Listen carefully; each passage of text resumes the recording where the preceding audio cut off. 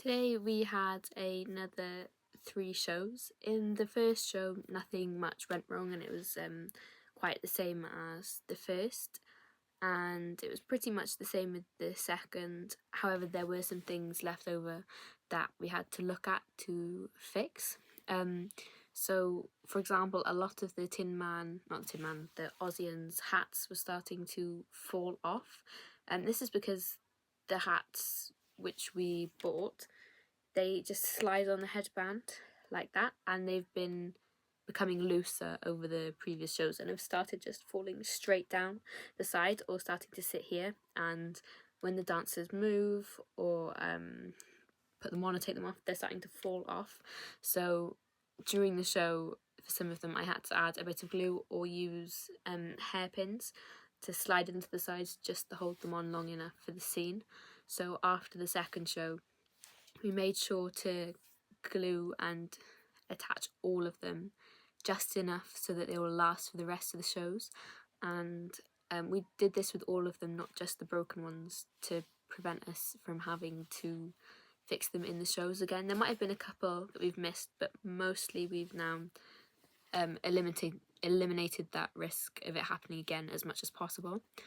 There was a couple of things before the show, like one of the Munchkins came up and said her buttons were falling off on her trousers, so I just sewed them on her while she was standing there, so it was quicker and easy. And I had pre-prepared needles with threads for that reason, in case something like that needs to happen.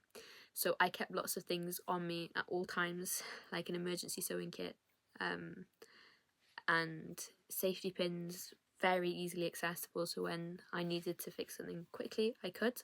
I also kept a spare glue stick on me at all times, because when I'm leaving them somewhere, somebody else might take them, they might get lost, so it just gives me that security of knowing that if I need it, I have it on me right then. I also have a head torch, so I can do some of the changes that we're doing backstage where it's quite dark, so I have the ability to really see what's going on, because particularly like with some of the buttons or the catches on the trousers, I need to be able to see them. And the same with fixing things, sometimes I need to be able to see what's going wrong, so I need to have that light with me just in case.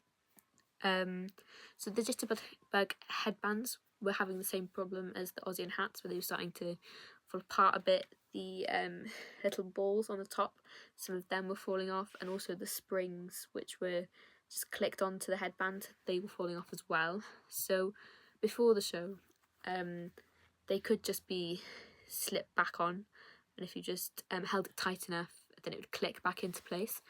But after the show, then we made sure to glue them all down as well, so we wouldn't have to worry about any more of them falling. And I also added some extra glue to the glasses, as a couple of shows ago the lenses were popping out and the dancers were struggling with them.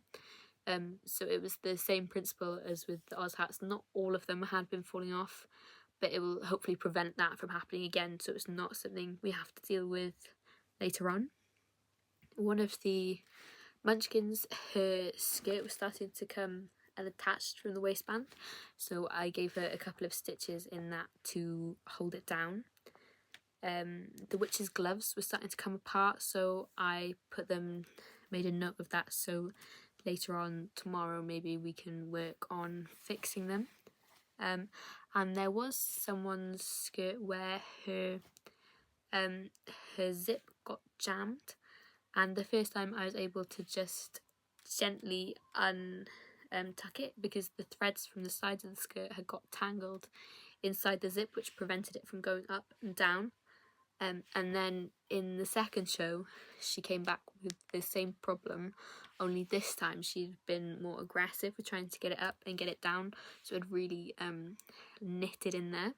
And then the sides of the zip has started to disintegrate, so I wasn't able to put it up in the same way. There wasn't anything for the sides of the zip to hold on to.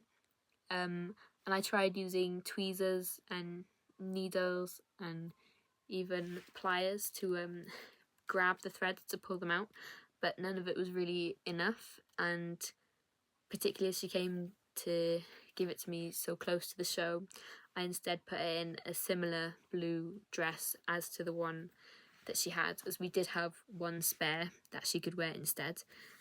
So I put her in that for now.